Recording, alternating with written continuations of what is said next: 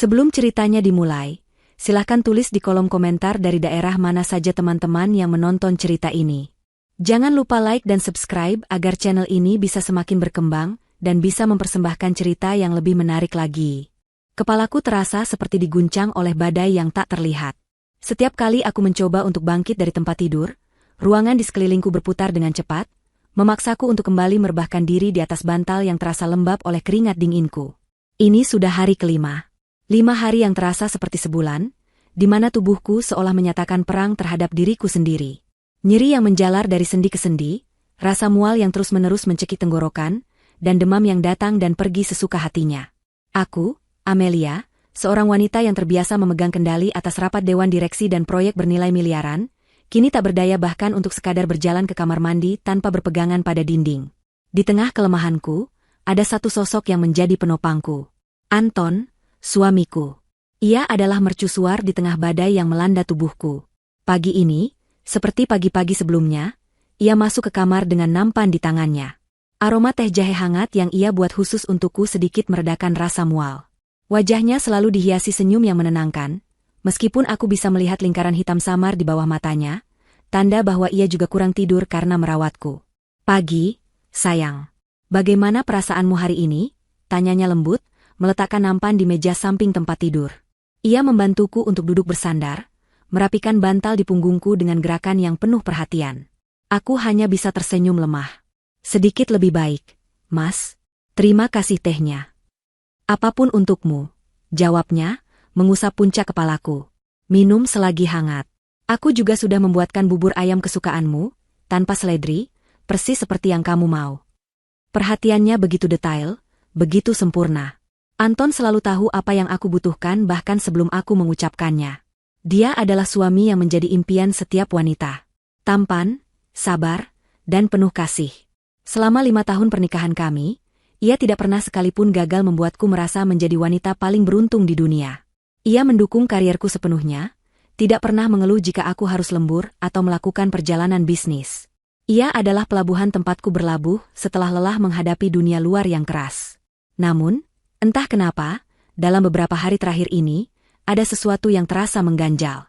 Sesuatu yang samar, seperti bayangan di sudut mata yang hilang saat kau menoleh untuk melihatnya langsung. Hal itu dimulai dari panggilan-panggilan teleponnya. Ponselnya yang dulu sering tergeletak di mana saja, kini seolah menempel di sakunya. Setiap kali berdering, ia akan segera meraihnya, melihat layar sekilas, lalu berjalan menjauh untuk menjawabnya. Ke balkon, ke halaman belakang, atau ke kamar mandi. Suaranya akan berubah menjadi bisikan pelan yang tidak bisa kutangkap. Saat ia kembali, dan aku bertanya siapa yang menelepon, jawabannya selalu sama. Oh, cuma teman kantor, nanya soal kerjaan. Atau, anak-anak dari klub futsal, atur jadwal main. Jawaban yang masuk akal, tetapi intonasi dan gerak-geriknya terasa dipaksakan. Siang itu, saat ia sedang menyuapiku bubur, ponselnya kembali bergetar di atas meja. Nama yang tertera di layar tidak sempat kubaca, karena ia dengan sigap menyambarnya.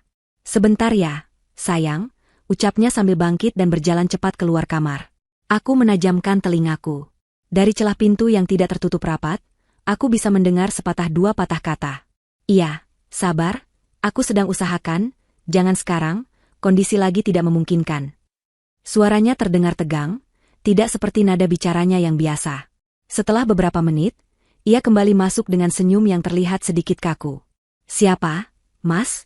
Tanyaku, mencoba terdengar sesantai mungkin. Biasa, anak-anak kantor. Ada masalah sedikit di proyek yang kemarin, mereka panik. Sudah kusuruh tangani dulu, tidak ada yang darurat, jawabnya lancar. Aku hanya mengangguk, namun sisa bubur di mulutku tiba-tiba terasa hambar. Firasat buruk mulai merayap di dalam hatiku, dingin dan tidak menyenangkan. Mungkinkah aku hanya terlalu sensitif karena sedang sakit? Mungkin aku hanya berprasangka buruk pada suamiku yang begitu setia. Aku mencoba menepis pikiran itu jauh-jauh, menyalahkan hormon dan rasa sakit yang membuat otakku tidak bisa berpikir jernih. Sore harinya, kondisiku memburuk. Demamku melonjak tinggi, dan aku mulai menggigil hebat. Anton panik. Ia segera menelepon dokter keluarga kami. Dokter Wijaya tiba setengah jam kemudian, wajahnya tampak serius saat memeriksa kondisiku. Setelah melakukan pemeriksaan singkat, ia menatap Anton dan aku bergantian. Bu Amelia harus segera dibawa ke rumah sakit. Kondisinya tidak bisa lagi ditangani dengan rawat jalan. Harus ada observasi dan penanganan intensif, kata Dr. Wijaya dengan nada tegas.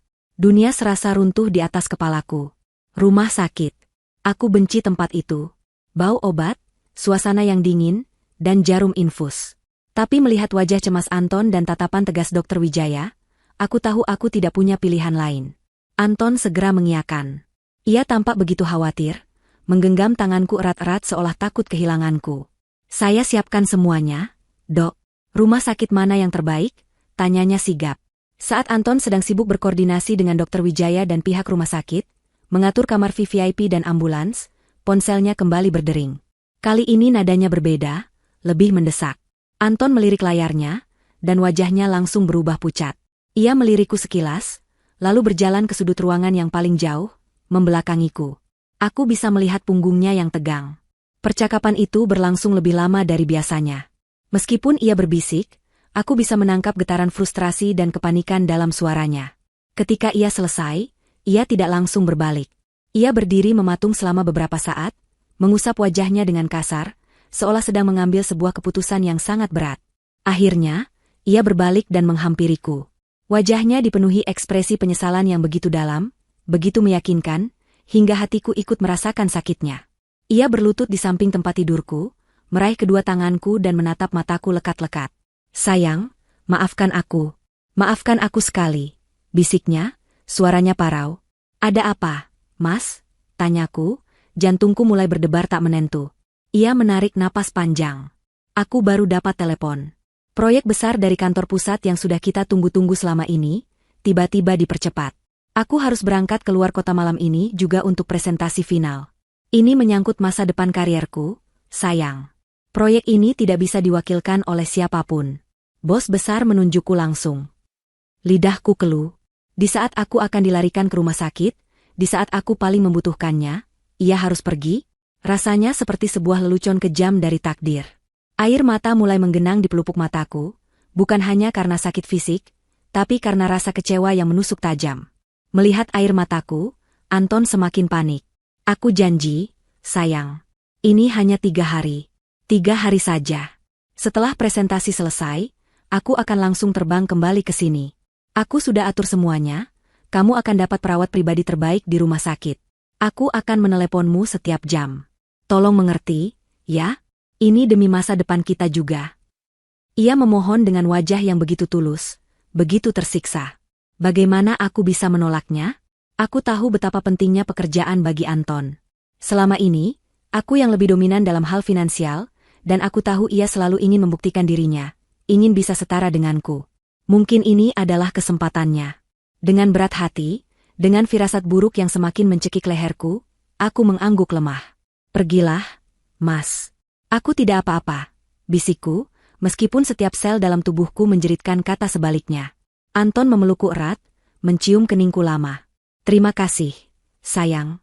Kamu memang istri yang paling pengertian. Aku mencintaimu. Setengah jam kemudian, setelah ambulans datang dan membawaku, Anton berpamitan di lobi rumah sakit. Ia masih mengenakan pakaian rumah, tapi di sampingnya sudah ada sebuah koper kecil yang entah kapan ia siapkan.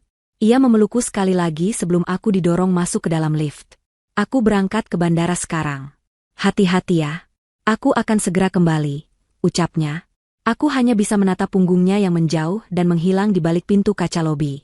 Saat itu, aku merasa begitu sendirian. Aku mencoba meyakinkan diriku bahwa semuanya akan baik-baik saja, bahwa Anton hanya menjalankan tugasnya sebagai seorang profesional. Namun firasat buruk itu, bayangan samar yang selama ini hanya ada di sudut mataku, kini terasa semakin nyata dan besar. Ruangan VVIP nomor 207 ini seharusnya terasa nyaman. Fasilitasnya lengkap, melebihi kamar hotel bintang 5. Ada sofa empuk untuk tamu, televisi layar datar berukuran besar, kulkas kecil yang terisi penuh dengan jus dan air mineral, serta jendela raksasa yang menyuguhkan pemandangan taman rumah sakit yang asri. Namun, semua kemewahan itu terasa hampa dan dingin. Bagiku, ruangan ini tidak lebih dari sebuah sangkar emas yang indah. Tempatku dikurung bersama rasa sakit dan kesepian. Bau antiseptik yang tajam menusuk hidung, suara mesin pemantau detak jantung yang berbunyi monoton menjadi musik latar yang mengerikan, dan selang infus yang menancap di punggung tanganku adalah pengingat konstan akan betapa rapuhnya diriku saat ini. Perawat pribadi yang dijanjikan Anton memang ada. Seorang wanita parubaya bernama Suster Ratih yang ramah dan cekatan. Ia membantuku mengganti pakaian, memeriksa infus, dan memastikan aku meminum obat tepat waktu. Tapi kehadirannya tidak mampu mengisi kekosongan yang ditinggalkan Anton. Malam pertama adalah yang terberat. Setiap derit pintu di koridor, setiap langkah kaki yang terdengar, membuatku berharap itu adalah Anton yang kembali, mengatakan bahwa perjalanannya dibatalkan. Tapi harapan itu pupus seiring berjalannya malam. Aku mencoba meneleponnya beberapa kali, hanya untuk disambut oleh nada sibuk.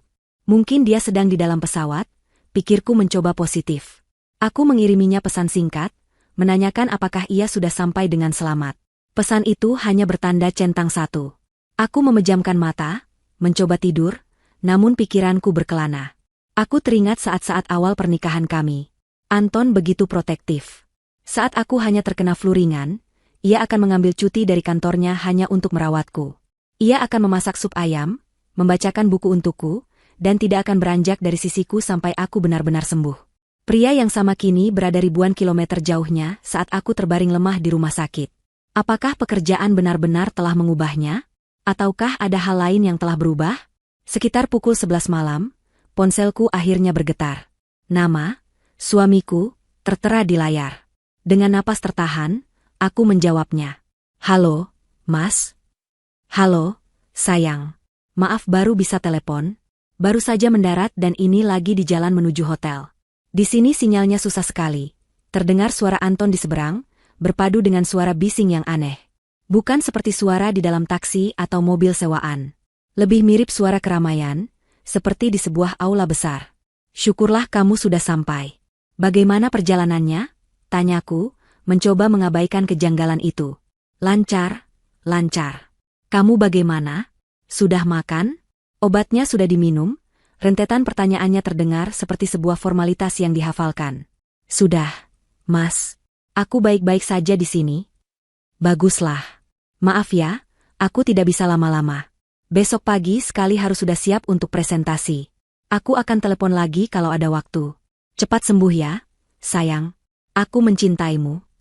Tuh, panggilan itu berakhir begitu saja, sebelum aku sempat membalas ucapan cintanya.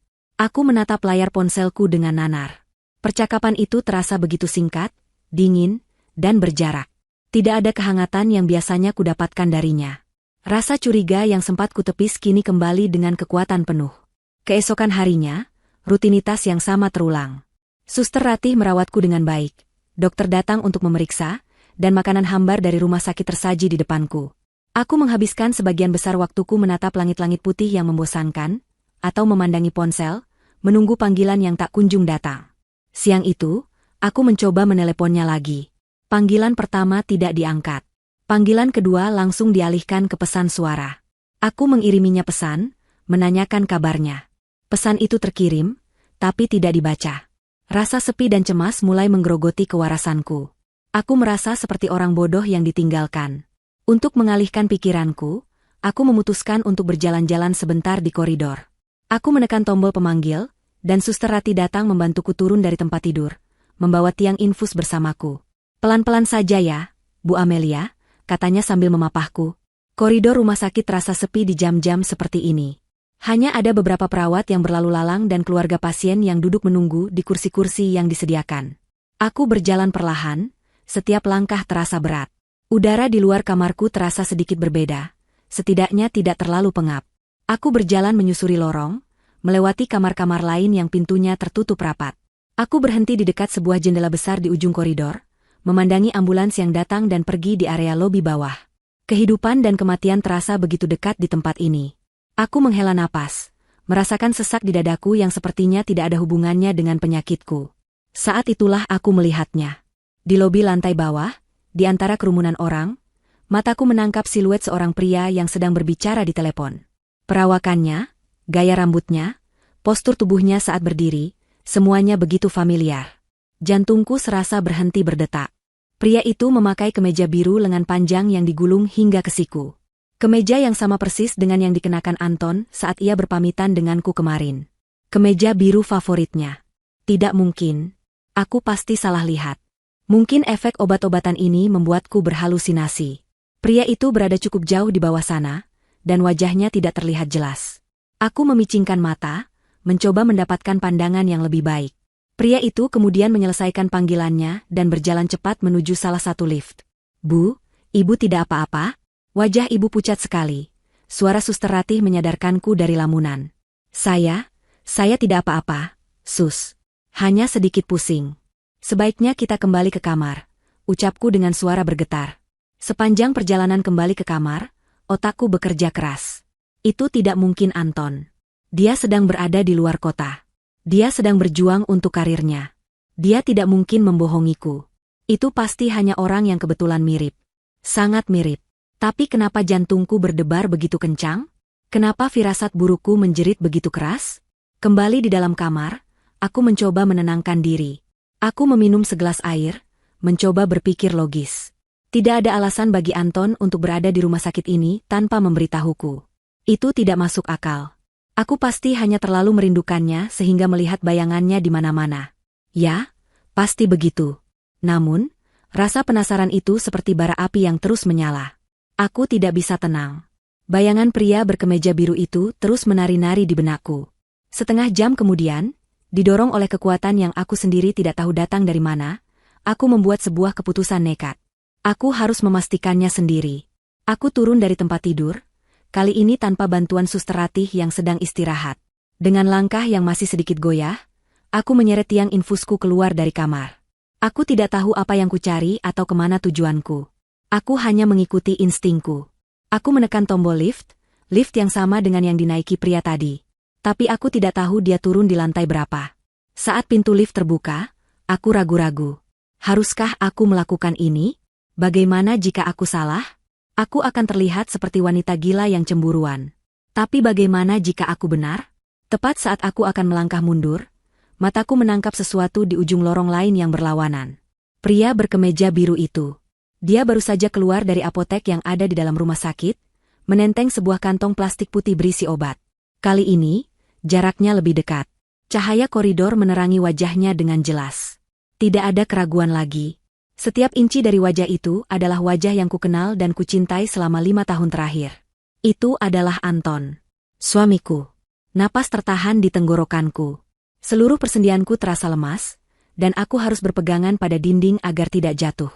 Dia ada di sini, di rumah sakit yang sama denganku. Dia membohongiku. Semua cerita tentang perjalanan dinas, proyek penting, dan sinyal susah adalah kebohongan. Namun, pukulan yang paling mematikan belum datang. Anton tidak sendirian. Ia berjalan menghampiri seorang wanita yang duduk di kursi roda tidak jauh dari apotek. Seorang wanita muda, dengan perut yang membuncit besar. Wanita itu sedang hamil tua. Dengan gerakan yang penuh kelembutan dan kasih sayang, Anton merangkul bahu wanita itu, memberikan kantong obat padanya, dan mendorong kursi rodanya. Mereka bergerak perlahan menyusuri koridor, menuju ke satu arah yang membuat darahku serasa membeku di dalam nadiku. Mereka menuju bangsal persalinan. Dunia di sekelilingku seolah berhenti berputar. Suara-suara di koridor rumah sakit, pengumuman dari pengeras suara, derit roda kereta dorong, percakapan pelan antara perawat dan keluarga pasien, semuanya meredup menjadi dengungan sayup yang tak berarti. Satu-satunya yang nyata adalah pemandangan di depanku. Suamiku, Anton, mendorong kursi roda seorang wanita hamil yang bukan aku, menuju bangsal persalinan. Kekuatan macam apa yang membuat kakiku masih bisa berdiri tegak? Aku tidak tahu. Mungkin ini yang dinamakan kekuatan dari keterkejutan, saat tubuhmu membeku untuk melindungi pikiranmu dari kehancuran total. Rasa sakit fisik yang sejak pagi menggerogoti tubuhku seketika lenyap, digantikan oleh ngilu yang jauh lebih dalam dan menyiksa, sebuah ngilu yang merobek jiwa. Selang infus di tanganku terasa dingin, sama dinginnya dengan hatiku saat itu. Kebohongan. Semua yang ia katakan adalah kebohongan. Perjalanan dinas, proyek penting, masa depan kami. Semuanya hanyalah sebuah sandiwara yang ia rancang dengan begitu rapi. Dan aku, dengan bodohnya, menjadi penonton sekaligus korban utama dalam pertunjukannya. Naluri pertamaku adalah berteriak, memanggil namanya, berlari ke arahnya, dan menuntut penjelasan. Aku ingin menjambak rambut wanita itu, menanyakan siapa dia dan apa hubungannya dengan suamiku. Tapi sebuah suara dingin di dalam kepalaku menahanku. Jangan bertindak gegabah. Jika aku membuat keributan sekarang, aku hanya akan mendapatkan penyangkalan. Anton adalah pembohong yang ulung, ia pasti sudah menyiapkan 1001 alasan. Mungkin ia akan bilang wanita itu adalah adik sepupunya, atau rekan kerjanya, atau siapapun itu yang terdengar masuk akal. Aku butuh bukti yang tak terbantahkan. Aku butuh tahu seberapa dalam lubang kebohongan yang telah ia gali. Maka, dengan sisa-sisa kesadaran yang kumiliki, aku mulai bergerak. Bukan untuk menghampiri mereka, tapi untuk mengikuti mereka. Aku menjadi bayangan. Aku menjaga jarak, bersembunyi di balik pilar, di balik rombongan keluarga lain, atau di balik pot-pot tanaman besar yang menghiasi koridor. Setiap langkah terasa berat, seolah aku menyeret beban tak kasat mata yang terbuat dari pengkhianatan dan patah hati. Tiang infus yang setia menemaniku menjadi saksi bisu perjalananku menuju neraka pribadiku. Aku melihat mereka berhenti di depan meja pendaftaran bangsal persalinan. Anton berbicara dengan perawat di sana dengan begitu tenang dan percaya diri, seolah ia sudah sering melakukan ini. Ia menyerahkan beberapa dokumen, mungkin kartu identitas wanita itu. Aku mencoba mendekat, berpura-pura sedang membaca brosur kesehatan di dinding, agar bisa mendengar percakapan mereka. Atas nama Nona Lunasari, ya, Pak, tanya perawat itu. Iya, Sus. Kamar VVIP yang sudah saya pesan kemarin. Jawab Anton. Luna. Jadi itu namanya? Nama yang terdengar indah untuk seorang perusak rumah tangga. Anton bahkan sudah memesan kamar VVIP untuknya. Kamar yang sama mewahnya dengan kamarku. Dengan uang siapa? Tentu saja dengan uangku. Kemarahan mulai membakar es di hatiku, memberiku kehangatan yang aneh dan kekuatan untuk terus melangkah. Setelah urusan administrasi selesai, seorang perawat lain membawa Luna masuk ke dalam salah satu ruang perawatan. Anton mengikutinya, tapi ia berhenti sejenak di depan pintu. Ia mengeluarkan ponselnya, dan aku melihatnya mengetikkan sesuatu. Beberapa detik kemudian, ponselku bergetar. Sebuah pesan masuk darinya. Sayang, maaf baru balas. Meetingnya alot sekali. Aku mungkin tidak bisa menelepon sampai malam nanti. Jangan lupa makan dan minum obat ya.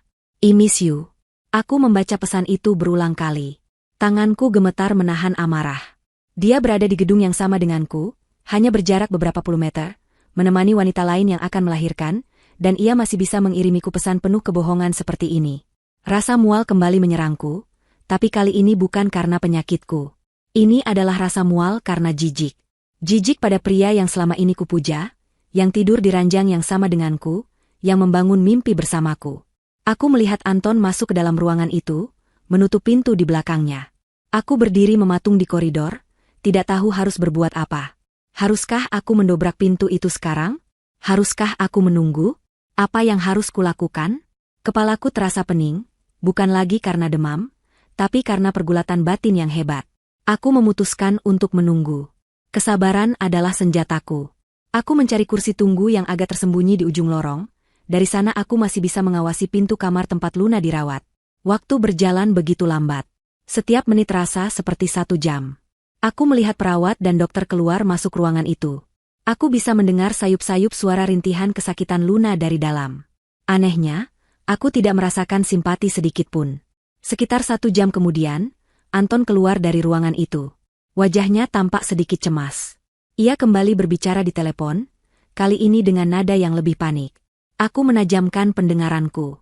Iya, MA, sudah di rumah sakit, pembukaannya masih lama sepertinya.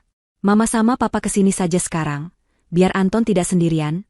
Iya, di rumah sakit Medika Sehat, lantai 3, bangsal persalinan Mawar, kamar 305.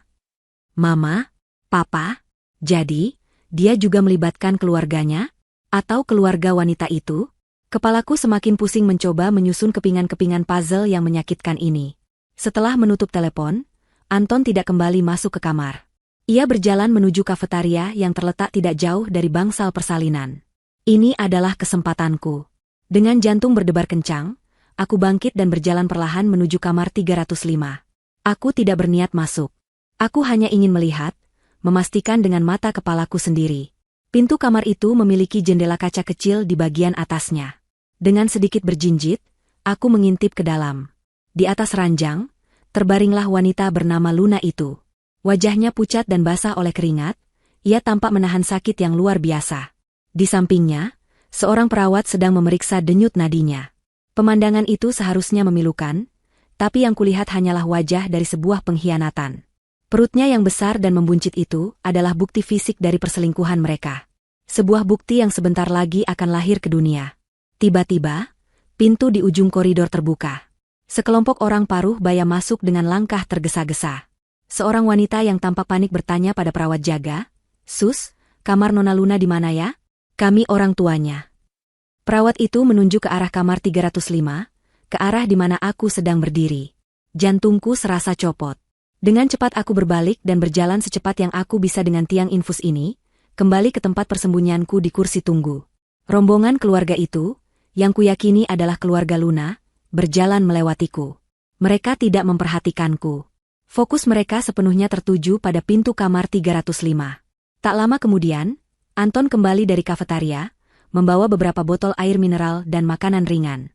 Ia terkejut melihat rombongan keluarga itu, namun wajahnya segera berubah menjadi senyum hangat. "Loh, Papa, Mama, sudah sampai," sapanya ramah. Seorang pria paruh baya menepuk pundak Anton. "Bagaimana kami tidak cemas? Ton, kamu ini, harusnya kabari kami dari kemarin-kemarin." "Maaf, Pak. Semuanya terjadi begitu cepat." "Anton tidak mau membuat kalian panik," jawab suamiku dengan nada penuh tanggung jawab. "Jadi benar, itu adalah keluarga Luna." Dan mereka memanggil suamiku dengan begitu akrab. Mereka menyambutnya seolah ia adalah bagian dari keluarga mereka. Seolah ia adalah menantu mereka. Aku duduk di kursiku, tersembunyi dalam bayang-bayang, menyaksikan seluruh drama itu terungkap di depan mataku. Aku bukan lagi hanya seorang istri yang diselingkuhi. Aku adalah penonton rahasia dari kehidupan kedua suamiku. Sebuah kehidupan yang ia bangun dengan begitu sempurna di atas puing-puing kepercayaanku. Dan aku tahu, pertunjukan ini baru saja dimulai. Aku harus terus menontonnya sampai akhir. Seluruh udara di paru-paruku seolah tersedot habis.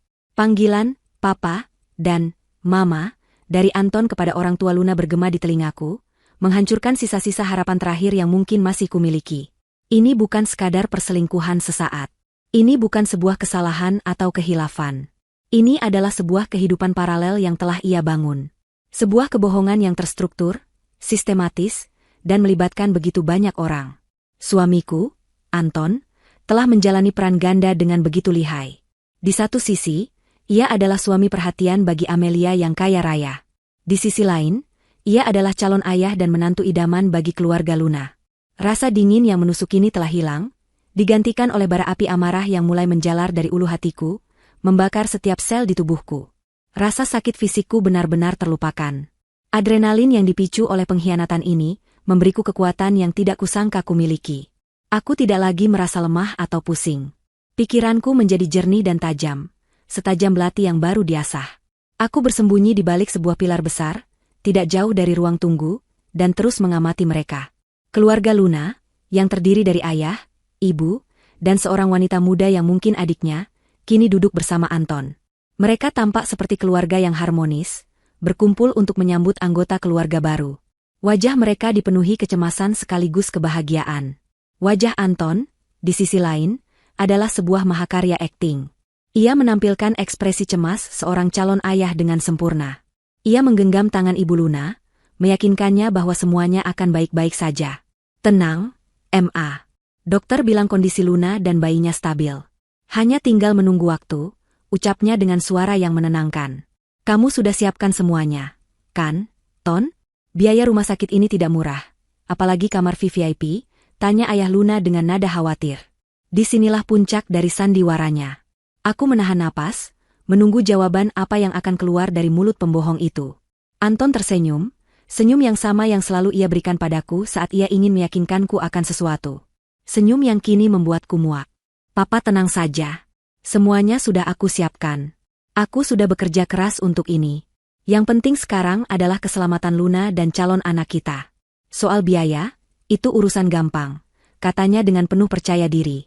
"Urusan gampang. Tentu saja gampang, karena bukan uangnya yang akan ia gunakan. Itu uangku. Uang hasil kerja kerasku, uang dari warisan orang tuaku. Setiap tetes keringatku, setiap jam yang kuhabiskan untuk bekerja lembur, kini akan ia gunakan untuk membiayai kelahiran anak dari hasil perselingkuhannya." Kemarahan di dalam diriku mencapai titik didih. Aku mengepalkan tanganku begitu erat hingga kuku-kukuku menancap di telapak tanganku, meninggalkan bekas bulan sabit yang menyakitkan. Rasa sakit fisik itu sedikit membantu menyalurkan amarahku yang meluap-luap. Aku perlu tahu lebih banyak. Aku harus memahami keseluruhan cerita sebelum aku menghancurkan panggung sandiwaranya. Aku melihat adik Luna beranjak dari tempat duduknya, berjalan menuju mesin penjual minuman otomatis yang terletak tidak jauh dari tempatku bersembunyi. Ini adalah kesempatanku. Dengan langkah yang dibuat sesantai mungkin, aku berjalan ke arah yang sama, seolah aku juga ingin membeli minuman. Aku berhenti di sebelah mesin penjual, berpura-pura sedang memilih-milih minuman, sementara telingaku kupasang tajam-tajam. "Mbak, permisi," sapaku pada wanita muda itu dengan senyum ramah. Ia menoleh dan tersenyum balik. "Iya, Mbak. Maaf, saya lihat dari tadi sepertinya sedang cemas. Menunggu keluarga yang mau melahirkan juga, ya?" tanyaku, memulai taktikku. Wajahnya langsung berseri-seri. "Iya, Mbak. Kakak saya yang pertama." Aduh, kami semua tegang sekali. Ini cucu pertama di keluarga kami. "Wah, selamat ya. Pasti bahagia sekali." Suaminya kelihatannya sayang sekali ya sama kakak Mbak. Dari tadi tidak beranjak, wajahnya cemas sekali. Pancingku lagi. Pancinganku berhasil. Ia langsung bersemangat menceritakan calon kakak iparnya yang luar biasa itu. "Oh, Mas Anton? Dia memang suami idaman, Mbak. Baiknya luar biasa. Sejak pacaran sama Mbak Luna, dia perhatian sekali. Keluarga kami sempat ragu dulu, karena status Mas Anton katanya duda kaya yang ditinggal mati istrinya. Tapi melihat keseriusan dan cintanya pada Mbak Luna, orang tua saya akhirnya luluh juga." Duda kaya yang ditinggal mati istrinya. Kalimat itu menghantamku seperti sebuah truk. Jadi, di dalam dunianya yang lain ini, aku sudah mati. Aku tidak ada. Aku hanyalah sebuah cerita masa lalu yang tragis, yang memuluskan jalannya untuk menjadi pahlawan bagi keluarga Luna. Ia tidak hanya mengkhianatiku, ia telah menghapus keberadaanku. Ia membunuhku secara perlahan dalam narasi kebohongannya. Aku berusaha keras menjaga senyum di wajahku, meskipun di dalam, hatiku sudah hancur berkeping-keping. "Wah, hebat sekali ya Mas Anton. Beruntung sekali kakak Mbak mendapatkannya." "Iya, Mbak. Dia pengusaha sukses katanya, punya banyak bisnis. Makanya bisa kasih fasilitas terbaik untuk Mbak Luna. Kami sekeluarga bersyukur sekali," tambahnya lagi dengan bangga. "Pengusaha sukses. Bisnis. Semua itu adalah milikku. Perusahaan yang kubangun dari nol, properti yang kuinvestasikan, semua atas namaku. Anton hanya seorang manajer di salah satu perusahaan milik kenalan keluargaku, dengan gaji yang bahkan tidak cukup untuk membayar cicilan mobil mewahnya, mobil yang juga kubelikan untuknya. Saya doakan semoga persalinan kakaknya lancar ya, Mbak," ucapku akhirnya, merasa sudah mendapatkan informasi yang lebih dari cukup. "Terima kasih banyak, Mbak," jawabnya tulus. Aku kembali ke tempat persembunyianku, kali ini dengan pandangan yang sama sekali berbeda. Aku tidak lagi melihat Anton sebagai suami yang berkhianat. Aku melihatnya sebagai seorang penipu, seorang parasit, seorang kriminal yang telah melakukan pencurian identitas dan penipuan besar-besaran. Dia bukan hanya menghancurkan hatiku, dia telah mempermainkan dan memanfaatkan hidupku untuk membangun istana kebohongannya. Aku melihat mereka semua masuk kembali ke dalam kamar perawatan Luna, mungkin karena proses persalinan akan segera dimulai. Aku ditinggal sendirian lagi di koridor yang sepi. Tapi kali ini, kesepian itu tidak terasa menyakitkan. Kesepian ini memberiku ruang untuk berpikir, untuk merencanakan. Air mata tidak lagi ada. Yang tersisa hanyalah tekad yang dingin dan membatu. Pria itu telah membunuhku dalam ceritanya. Sekarang, giliranku untuk menghancurkan dunianya yang nyata. Aku tidak akan hanya mengambil kembali apa yang menjadi milikku. Aku akan memastikan dia, wanita itu, dan semua orang yang telah termakan oleh kebohongannya merasakan akibat dari perbuatan mereka. Aku akan menjadi sutradara dari babak akhir pertunjukan ini. Dan aku akan memastikan, ini adalah sebuah pertunjukan kehancuran yang tidak akan pernah mereka lupakan seumur hidup mereka. Aku menatap pintu kamar 305, pintu yang bagiku kini adalah pintu menuju neraka dunia bagi Anton. Dan aku memegang kuncinya. Aku berjalan kembali ke kamarku, ruang 207, dengan langkah yang anehnya terasa lebih ringan dari sebelumnya. Tiang infus yang tadi kuseret seperti sebuah beban, kini terasa seperti tongkat komando, sebuah penanda kekuasaan yang akan segera kurebut kembali. Pikiranku bekerja dengan kecepatan yang luar biasa, menyusun strategi, merangkai rencana, dan memetakan kehancuran bagi Anton. Tidak ada lagi Amelia yang lemah, yang pasrah, yang menelan semua kebohongan manis suaminya. Wanita itu telah mati, persis seperti yang Anton ceritakan kepada keluarga selingkuhannya. Yang tersisa sekarang adalah seorang ratu yang kerajaannya diusik, dan ia siap untuk berperang. Sesampainya di kamar, Aku menutup pintu dengan pelan. Aku menatap pantulan diriku di layar televisi yang gelap. Wajahku pucat, rambutku sedikit berantakan, dan gaun pasien berwarna biru pudar ini membuatku terlihat menyedihkan. Aku benci pemandangan ini. Ini adalah citra korban, dan aku menolak menjadi korban dalam ceritaku sendiri. Aku akan menjadi penentu akhir dari semua ini. Aku duduk di tepi tempat tidur, mengambil napas dalam-dalam untuk menenangkan detak jantungku yang berpacu bukan karena sakit, tapi karena amarah dan antisipasi. Lalu, aku meraih ponselku. Benda pipih yang menjadi sumber sakit hatiku beberapa jam yang lalu, kini akan menjadi senjata utamaku. Panggilan pertama adalah untuk pengacara keluargaku, Pak Tirtayasa. Ia sudah mengabdi pada keluargaku sejak ayahku masih hidup. Ia mengenalku sejak aku masih gadis kecil. Telepon berdering 3 kali sebelum suaranya yang berat dan tenang terdengar. Halo, Amelia? Ada apa? Saya dengar kamu sedang di rumah sakit. Apa semua baik-baik saja? Tanyanya, nada suaranya penuh kekhawatiran tulus. Saya baik-baik saja, Om Tirta. Jauh lebih baik dari yang Om bayangkan, jawabku, dan aku terkejut sendiri mendengar betapa dingin dan tenangnya suaraku. Tidak ada getaran, tidak ada isak tangis. Hanya ketegasan yang mutlak. Saya butuh bantuan Om. Segera. Sekarang juga. Hening sejenak di seberang sana. Pak Tirta pasti bisa merasakan perubahan drastis dalam diriku. Tentu, Amel. Katakan apa yang kamu butuhkan. Pertama, siapkan surat gugatan cerai atas nama saya, Amelia Wijaya, terhadap suami saya, Antonius Prawira, ujarku, mengucapkan nama lengkap Anton seolah itu adalah nama orang asing. Tuntutannya, cerai talak 3 tanpa syarat. Saya tidak ingin mediasi. Saya ingin ini selesai secepat mungkin. Amel, apa yang terjadi? Ini sangat tiba-tiba. Apakah kalian? Saya belum selesai, Om, potongku dengan tajam, namun tetap sopan. Kedua, mengenai harta.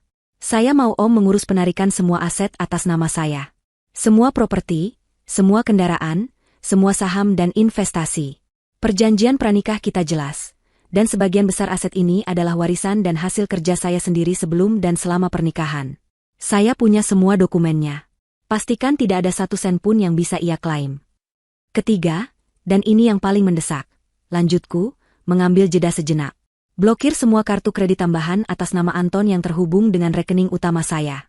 Bekukan semua akses perbankannya ke rekening bersama, tarik semua dana ke rekening pribadi saya yang tidak bisa ia akses. Saya mau, saat fajar besok, dia bangun sebagai seorang pria yang tidak memiliki apapun selain pakaian yang melekat di badannya. Pak Tirtayasa terdiam cukup lama. Aku bisa membayangkan kerutan di dahinya. Amelia, ini sangat ekstrim. Apa yang sudah Anton lakukan padamu? Dia sudah membunuhku, Om. Dalam ceritanya, aku sudah mati, jawabku lirih, namun penuh penekanan. Lakukan saja apa yang saya minta. Anggap ini permintaan terakhir dari putri sahabat Om. Suara helaan napas berat terdengar. Baiklah, Amelia. Saya tidak akan bertanya lebih jauh untuk saat ini. Saya percaya padamu. Saya akan mengerahkan tim saya malam ini juga. Besok pagi, semua yang kamu minta akan selesai. Terima kasih, Om. Aku menutup telepon. 1 pilar penyangga hidup Anton sudah siap kuruntuhkan. Panggilan kedua adalah untuk Tuan Wijoyo. Beliau adalah pemilik perusahaan tempat Anton bekerja, dan yang lebih penting, beliau adalah sahabat karib almarhum ayahku. Aku memanggilnya Om Wijoyo. Beliau selalu menganggapku seperti putrinya sendiri. Justru karena itulah, penempatan Anton di perusahaannya adalah murni karena kebaikannya padaku, bukan karena kompetensi Anton semata. Halo, Om Wijoyo, selamat sore. Ini Amelia. Amel. Astaga, Nak, Om dengar kamu masuk rumah sakit. Bagaimana keadaanmu? Om mau jenguk dari kemarin tapi kata Anton kamu butuh istirahat total dan tidak boleh diganggu. Jawabnya dengan suara hangat yang kebapakan. Lidahku terasa keluh sesaat. Jadi Anton juga menggunakan namaku untuk memblokir orang-orang yang peduli padaku, untuk mengisolasiku dalam sangkar kebohongannya. Amarahku kembali menyala. Justru karena itu saya menelepon. Om, ada hal yang sangat penting yang harus Om ketahui, menyangkut Anton. Ada apa dengannya? Apa dia tidak merawatmu dengan baik? Aku menarik napas. Anton tidak ada di sini, Om. Dia bilang pada saya, dia sedang melakukan perjalanan dinas keluar kota atas perintah langsung dari kantor pusat. Proyek yang sangat penting dan tidak bisa diwakilkan. Apakah itu benar? Hening. Aku bisa mendengar Tuan Wijoyo berpikir. Perjalanan dinas? Kantor pusat? Tidak ada, Amel. Tidak ada proyek mendesak keluar kota untuk level manajer minggu ini. Apalagi yang menunjuk Anton secara langsung. Saya pasti tahu. Bingo. Begitu ya, Om, kataku dengan suara yang kubuat terdengar gemetar. Kalau begitu, saya tidak tahu suami saya sedang berada di mana. Tapi yang jelas, dia tidak sedang dinas. Dia berbohong. Apa maksudmu, Nak? Jelaskan pada Om. Dan aku pun menjelaskan. Bukan sebagai wanita yang mengamuk, tapi sebagai seorang pelapor yang tenang dan faktual. Aku menceritakan kebohongannya, keberadaannya di rumah sakit yang sama, tentang wanita hamil bernama Luna, tentang sandiwaranya sebagai duda kaya, dan pengusaha sukses, dan bagaimana ia menggunakan reputasiku serta nama baik perusahaan Tuan Wijoyo untuk menipu satu keluarga penuh. Di ujung telepon, aku hanya mendengar napas Tuan Wijoyo yang memburu menahan amarah. Kurang ajar. Beraninya dia melakukan itu padamu, pada putri sahabatku. Beraninya dia mencoreng nama baik perusahaanku. Karena itu, saya punya satu permintaan. Om, jangan pecat dia sekarang. Jangan telepon dia. Biarkan dia tetap berada dalam dunianya yang sempurna. Kataku. Apa maksudmu, Amel? Orang seperti itu harus segera disingkirkan. Saya ingin Om datang ke sini besok pagi. Saya ingin Om memecatnya, di depan mata saya. Di depan selingkuhannya, dan di depan seluruh keluarganya. Saya ingin mereka semua melihat siapa Anton sebenarnya. Seorang penipu yang tidak punya apa-apa. Keheningan yang panjang kembali menyelimuti. Kemudian, aku mendengar suara Tuan Wijoyo yang dingin dan penuh tekad. Baiklah, Nak, pertunjukan macam apa yang ingin kamu gelar, Om akan ikut bermain. Kirimkan saja waktunya. Om akan datang. Panggilan ketiga, dan yang terakhir untuk malam ini, adalah ke bagian administrasi dan keuangan rumah sakit. Aku berbicara dengan kepala bagian, menjelaskan posisiku sebagai penjamin biaya. Selamat sore. Saya Amelia Wijaya, pasien kamar VVIP 207. Saya ingin melakukan konfirmasi dan pencabutan jaminan. Surat jaminan yang saya tanda tangani hanya berlaku untuk biaya perawatan atas nama saya sendiri. Jelasku dengan nada formal. Jika ada tagihan lain yang muncul, untuk pasien lain, yang mencoba menggunakan nama suami saya, Antonius Prawira, sebagai jaminan yang terhubung dengan saya nyatakan jaminan tersebut tidak sah dan sudah saya cabut per detik ini juga. Tolong dicatat. Petugas itu sedikit kebingungan namun akhirnya mengiyakan. Baik, Ibu Amelia. Akan kami catat dalam sistem kami. Selesai. 3 panggilan telepon. 3 paku yang siap kutancapkan pada peti mati kehidupan mewah Anton. Aku meletakkan ponselku di meja. Tubuhku terasa lelah, tapi bukan karena sakit. Ini adalah lelah yang memuaskan, lelah setelah meletakkan fondasi untuk sebuah pembalasan. Aku merebahkan diri di tempat tidur. Mesin pemantau di sampingku menunjukkan grafik detak jantung yang anehnya sangat stabil dan normal. Suster Ratih masuk tidak lama kemudian untuk memeriksa kondisiku. Luar biasa, Bu Amelia, katanya sambil tersenyum setelah memeriksa tensi dan suhu tubuhku. Semuanya kembali normal. Detak jantung ibu sangat stabil. Demamnya juga sudah turun total. Sepertinya ibu sudah jauh lebih tenang. Ya? Aku menatapnya dan tersenyum. Sebuah senyum tulus yang pertama kali kurasakan sepanjang hari ini. Tapi mungkin, jika Suster Ratih melihat lebih teliti, ada kilat yang berbeda di mataku. Sesuatu yang dingin, keras, dan tak terhentikan. Iya, Sus, jawabku lembut. Saya sudah menemukan obatnya. Malam itu, aku tidur lebih nyenyak dari 5 malam sebelumnya. Tidak ada lagi mimpi buruk tentang penyakit atau firasat tak menentu. Pikiranku dipenuhi oleh skenario yang akan terjadi esok hari. Aku membayangkan ekspresi wajah Anton saat topengnya kubuka paksa. Aku membayangkan wajah keluarga Luna saat mengetahui, menantu idaman, mereka hanyalah seorang parasit miskin. Aku membayangkan semuanya dengan detail yang begitu jelas, dan itu memberiku kedamaian yang aneh. Pembalasan adalah sejenis obat penenang yang paling manjur. Pagi menjelang, aku terbangun oleh sinar matahari yang menyelinap masuk melalui celah gorden. Untuk pertama kalinya dalam seminggu, aku merasa lapar. Aku menyantap sarapan bubur dari rumah sakit dengan lahap. Energi telah kembali ke tubuhku. Kekuatan telah merasuki jiwaku. Hari ini adalah hari perhitungan. Sekitar pukul 9 pagi, saat aku sedang membaca berita di tabletku, ponselku berdering. Nama, suamiku, tertera di sana. Jantungku berdebar sedikit lebih cepat. Bukan karena gugup, tapi karena bersemangat. Ini dia.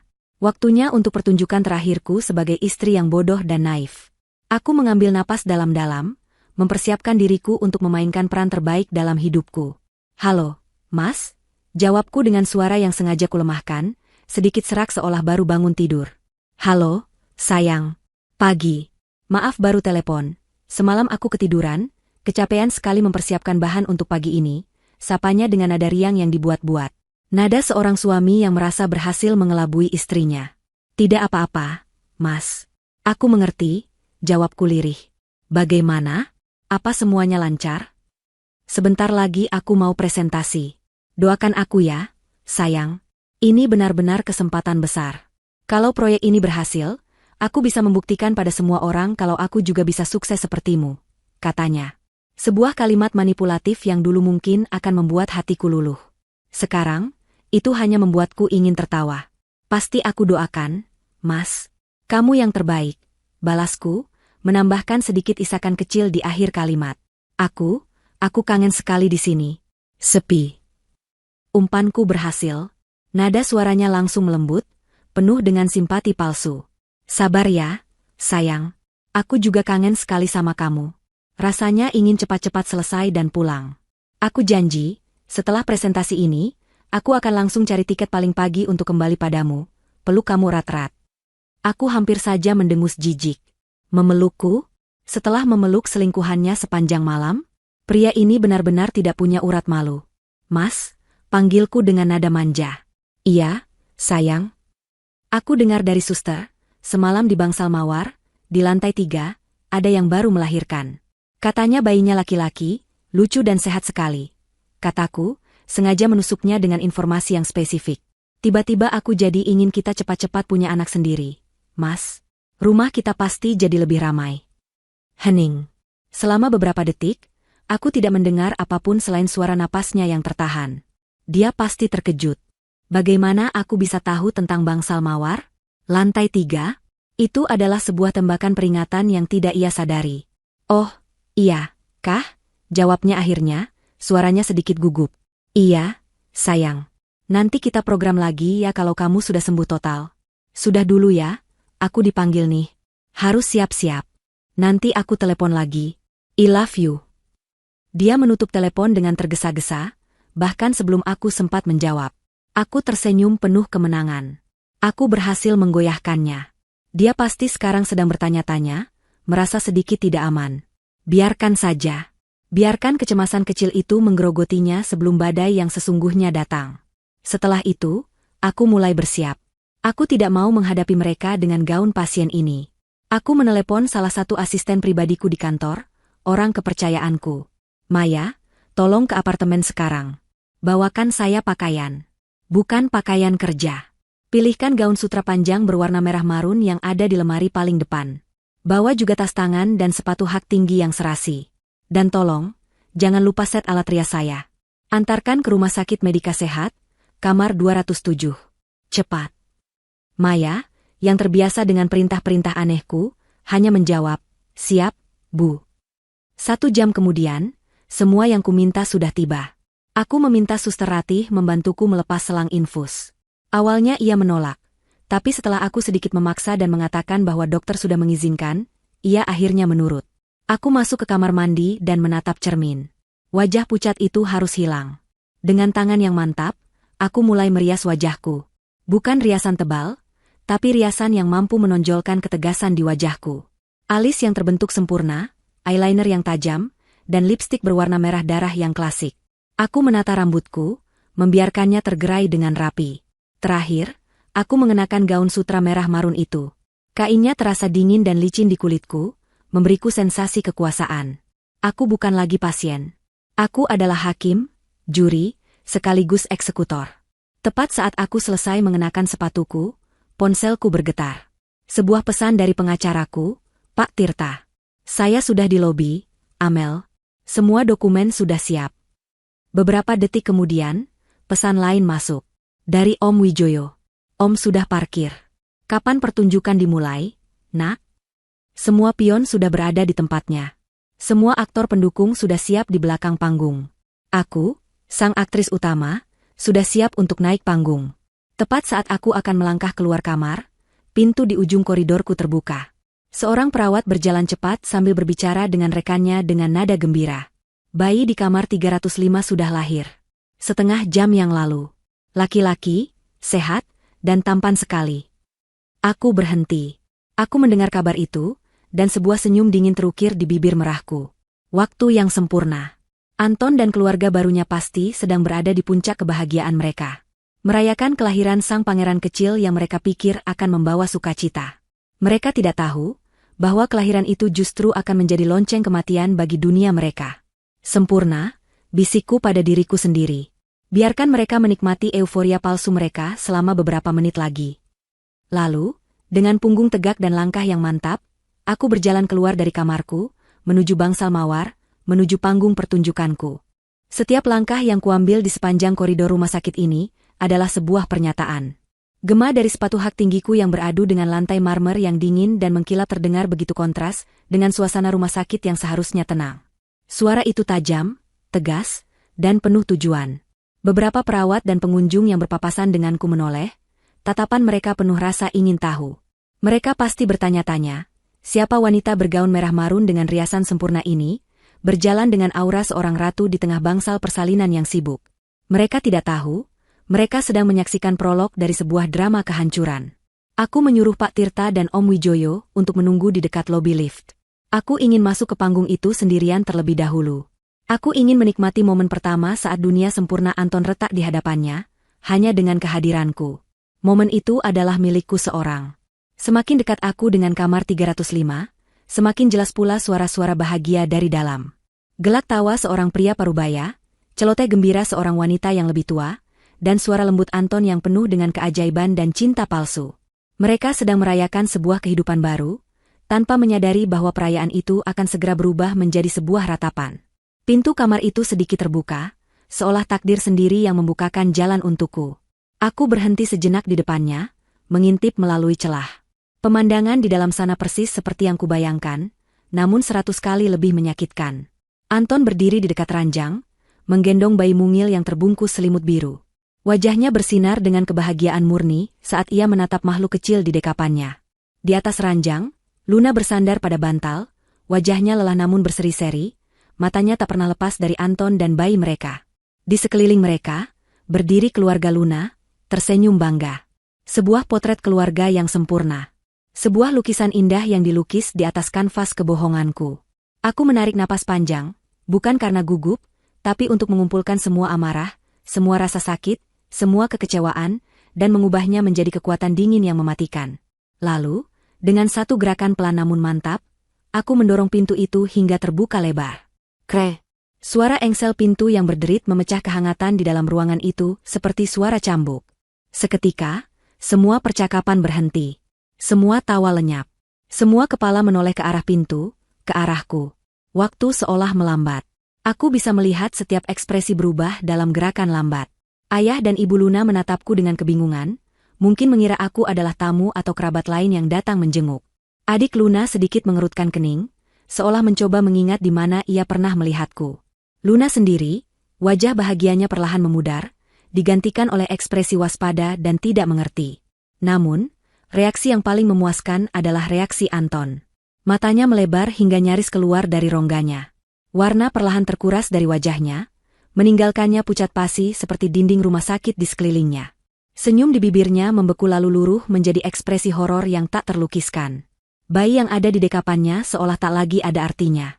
Dunianya yang rapi dan terbagi dua, baru saja bertabrakan dengan dahsyat. Amelia, suaranya keluar seperti bisikan parau, penuh ketidakpercayaan. Ia mundur selangkah, tubuhnya sedikit limbung. Kakakmu, bagaimana kamu bisa ada di sini? Itu adalah pertanyaan terbodoh yang bisa ia ajukan. Pertanyaan seorang pendusta yang tertangkap basah dan otaknya gagal berfungsi. Aku tidak langsung menjawab. Aku membiarkan keheningan yang canggung itu menyiksa mereka selama beberapa detik. Aku melangkahkan kakiku masuk ke dalam ruangan, suara hak sepatuku kembali menggema di lantai, memecah kesunyian.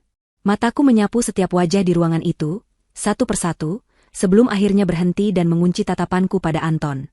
Kenapa aku ada di sini? Aku mengulang pertanyaannya dengan nada tenang yang mengerikan. Aku juga pasien di rumah sakit ini, Anton. Di kamar VVIP 207. Kamar yang kau tinggalkan dengan alasan, perjalanan dinas, yang tidak pernah ada. Setiap kata yang kuucapkan adalah sebuah tamparan. Wajah Anton semakin pucat.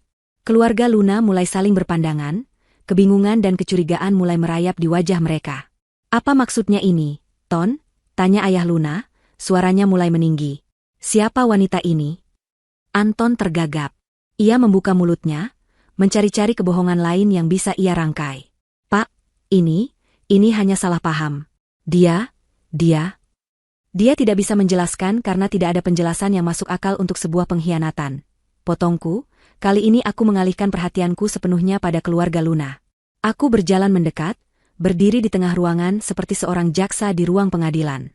Aku menatap mereka dengan tatapan yang dingin namun tidak mengancam. Aku ingin mereka mendengarkan. Perkenalkan, kataku, suaraku jelas dan bergema di seluruh ruangan yang senyap.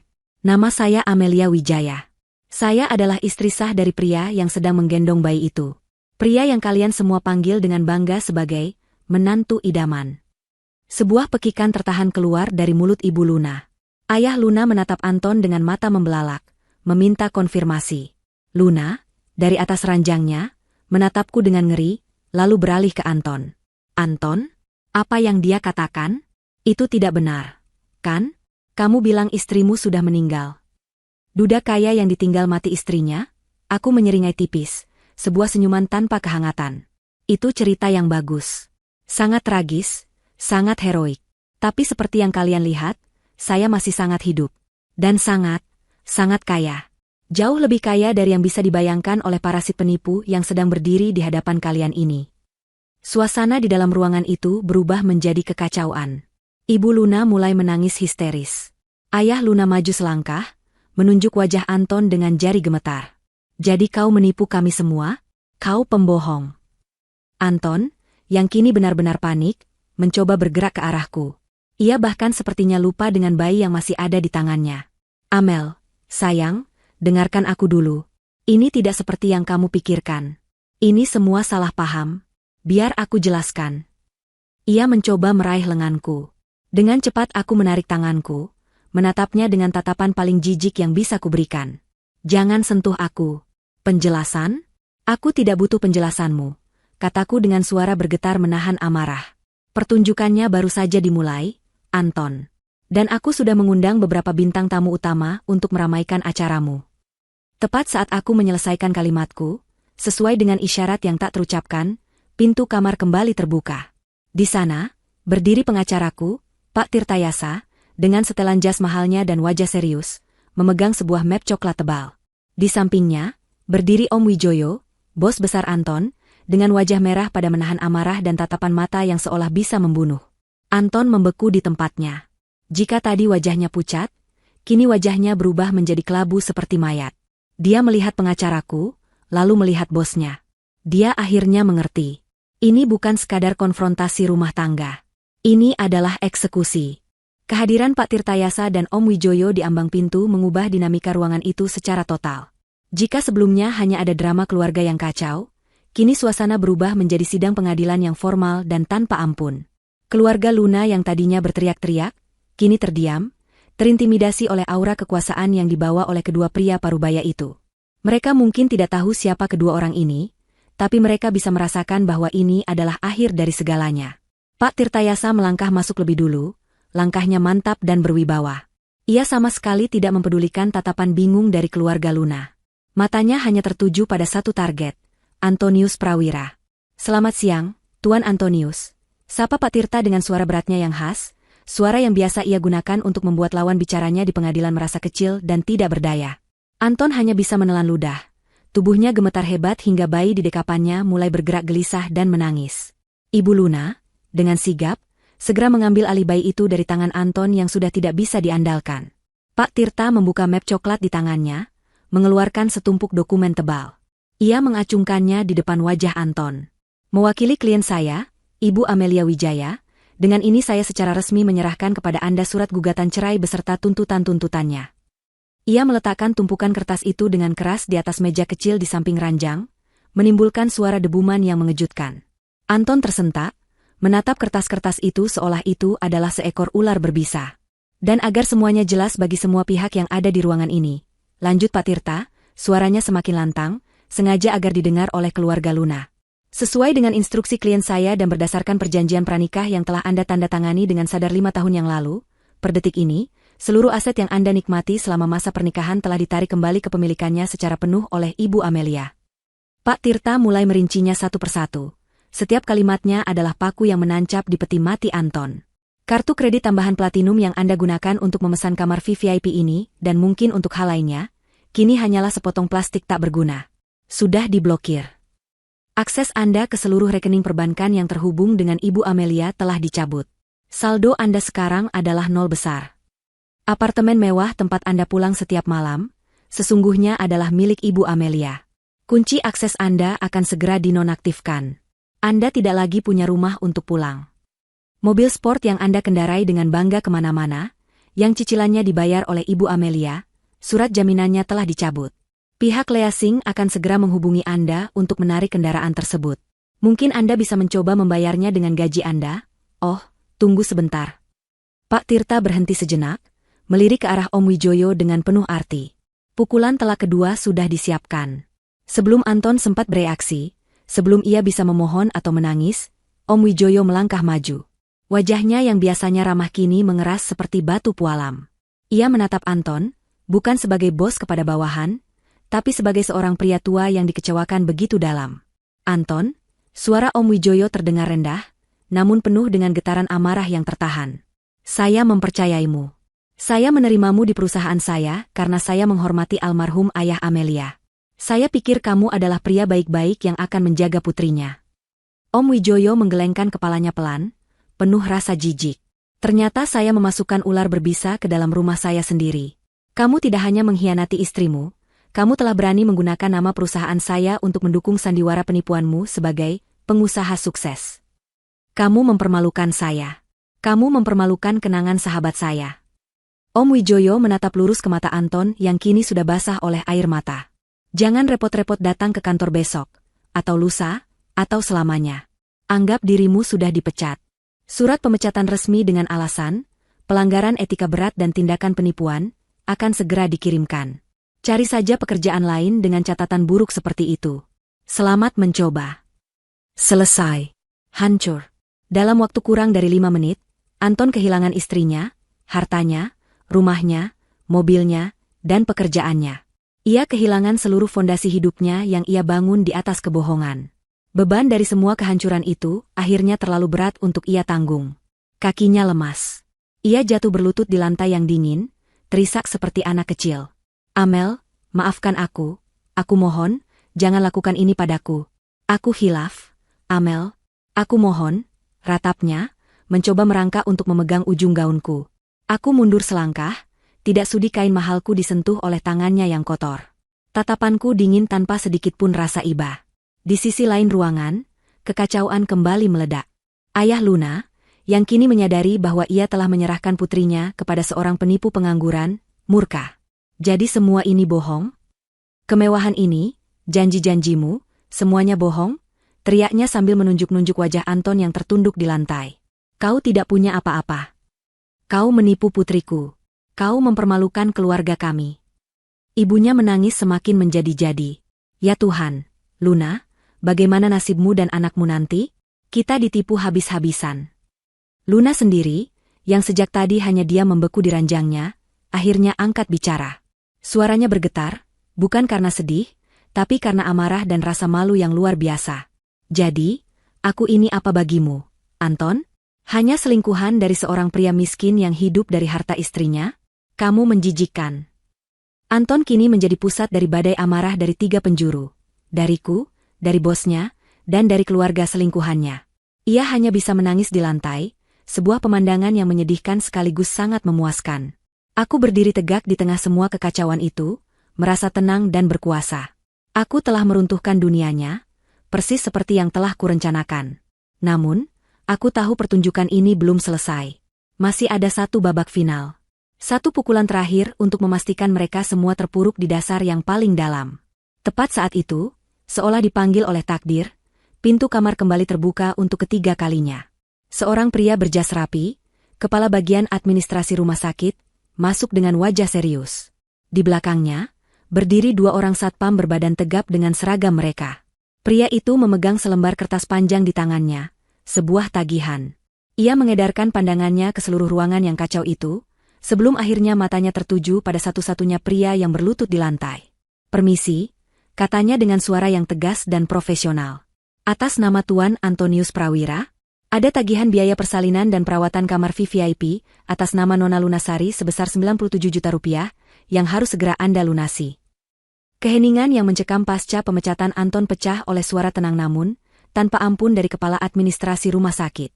97 juta rupiah. Angka itu menggantung di udara, terasa lebih berat dan lebih mematikan daripada semua kata-kata yang telah diucapkan sebelumnya. Itu adalah angka yang nyata, sebuah tagihan yang menuntut untuk dibayar, sebuah dinding beton yang tiba-tiba tumbuh di hadapan Anton dan keluarga barunya, menghalangi jalan keluar mereka.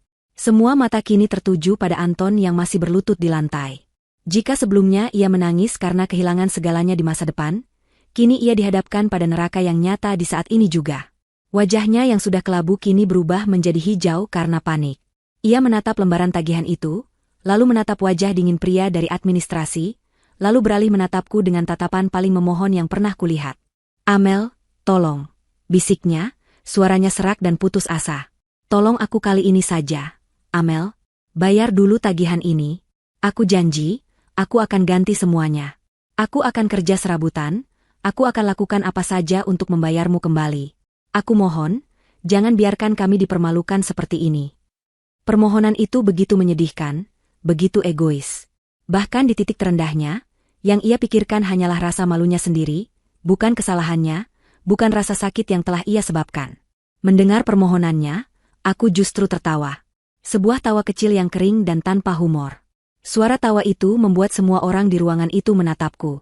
"Membayar?" Aku mengulang katanya. "Setelah kau membohongiku, menguras hartaku, dan menganggapku sudah mati? Anggap saja ini pelajaran pertamamu tentang kehidupan nyata, Anton. Pelajaran tentang bagaimana rasanya tidak memiliki apa-apa dan tidak bisa berbuat apa-apa. Aku sudah membayar semua tagihanku sendiri di kamar 207. Urusanmu di sini, bukan lagi urusanku. Selamat menikmati."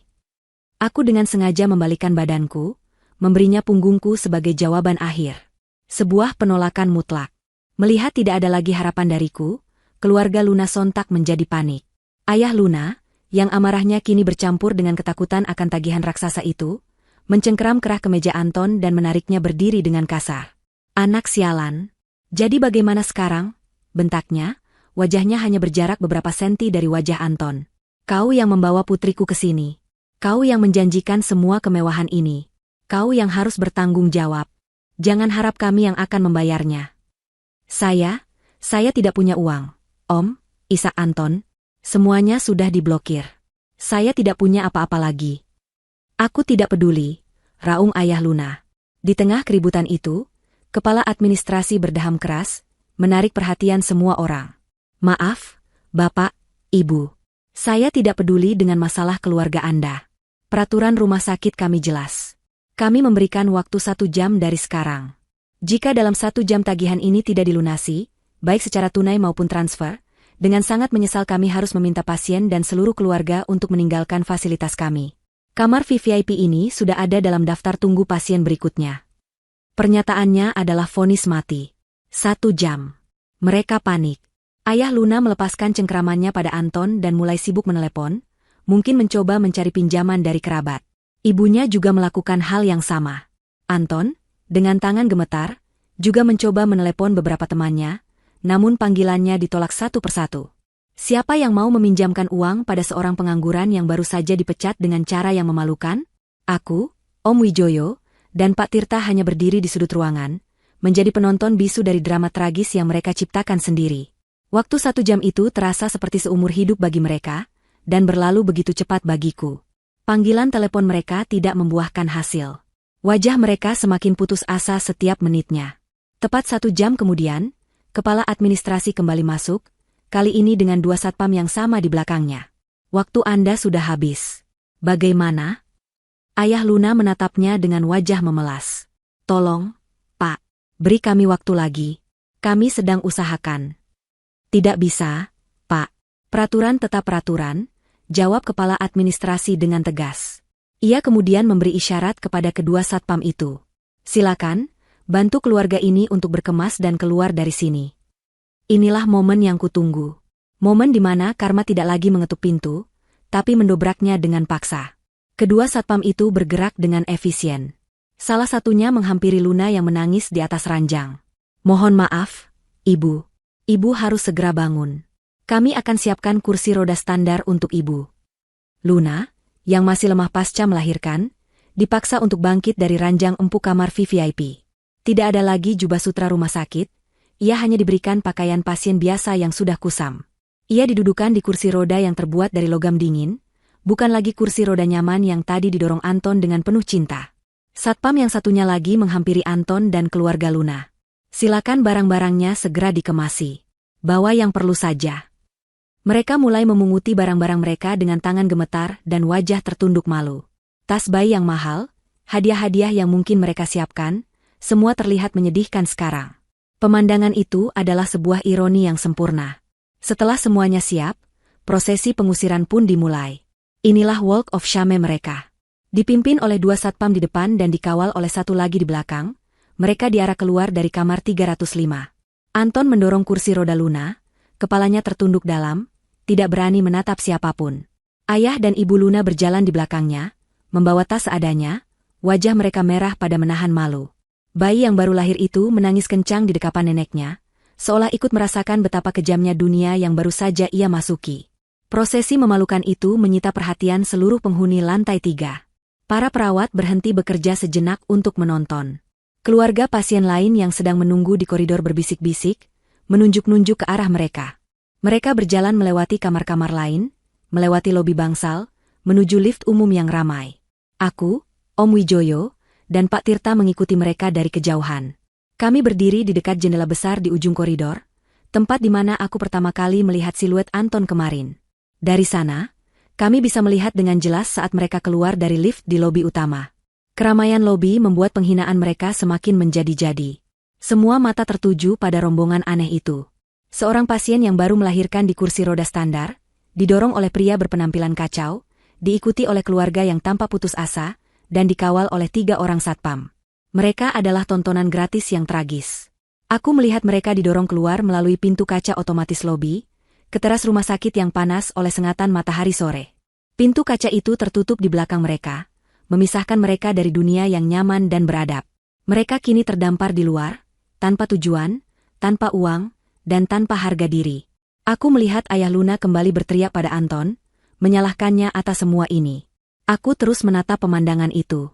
Tidak ada senyum kemenangan di wajahku. Tidak ada sorak-sorai di dalam hatiku. Yang ada hanyalah sebuah kehampaan yang tenang.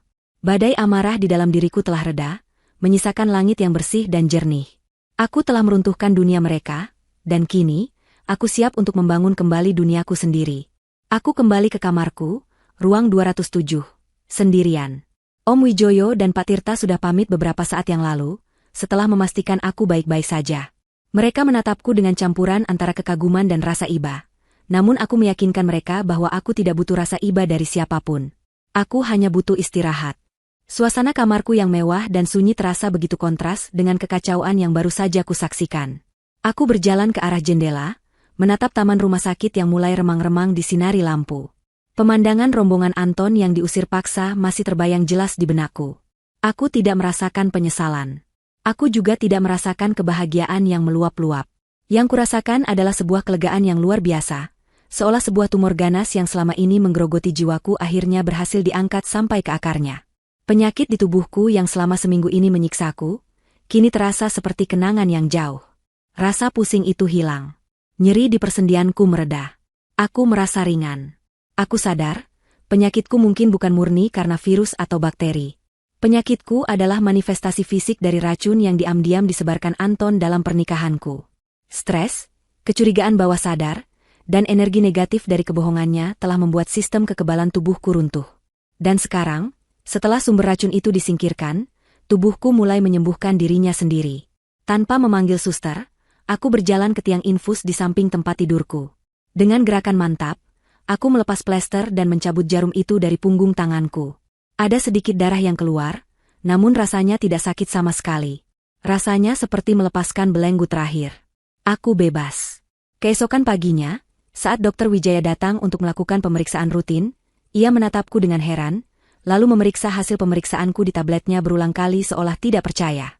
Ini luar biasa, Bu Amelia, katanya dengan takjub. Semua hasil tes Anda menunjukkan perbaikan yang sangat signifikan. Tekanan darah, suhu tubuh, detak jantung, semuanya kembali normal. Ini seperti sebuah keajaiban. Kemarin Anda masih sangat lemah, hari ini Anda terlihat seperti orang yang berbeda. Aku tersenyum. Saya hanya membuang sumber penyakit saya, Dok. Beberapa hari kemudian, aku diizinkan pulang. Bukan ke apartemen yang pernah kutinggali bersama Anton, aku sudah menyuruh orang untuk mengemas semua barangnya dan mengirimkannya ke panti sosial. Tapi ke rumah warisan orang tuaku yang lebih besar dan megah, tempat yang tidak pernah tercemar oleh jejak kebohongannya. Berita tentang nasib Anton sampai ke telingaku melalui asistenku, Maya. Ia bercerita bahwa setelah diusir dari rumah sakit, Anton dan keluarga Luna benar-benar terlunta-lunta. Mereka akhirnya dijemput oleh seorang kerabat jauh menggunakan mobil bak terbuka, sebuah pemandangan yang menyedihkan. Keluarga Luna, yang merasa ditipu habis-habisan, akhirnya mengusir Anton. Ia kini menjadi gelandangan, tanpa pekerjaan, tanpa uang, dan tanpa seorang pun yang mau menolongnya. Luna dan bayinya terpaksa kembali ke rumah orang tuanya yang sederhana, menanggung malu di lingkungan mereka. Karma telah menyelesaikan tugasnya dengan tuntas. 1 bulan kemudian, aku sudah kembali aktif memimpin perusahaanku. Aku berdiri di depan jendela raksasa di ruang kerjaku di lantai tertinggi, menatap cakrawala Jakarta yang sibuk. Di tanganku, segelas teh melati hangat.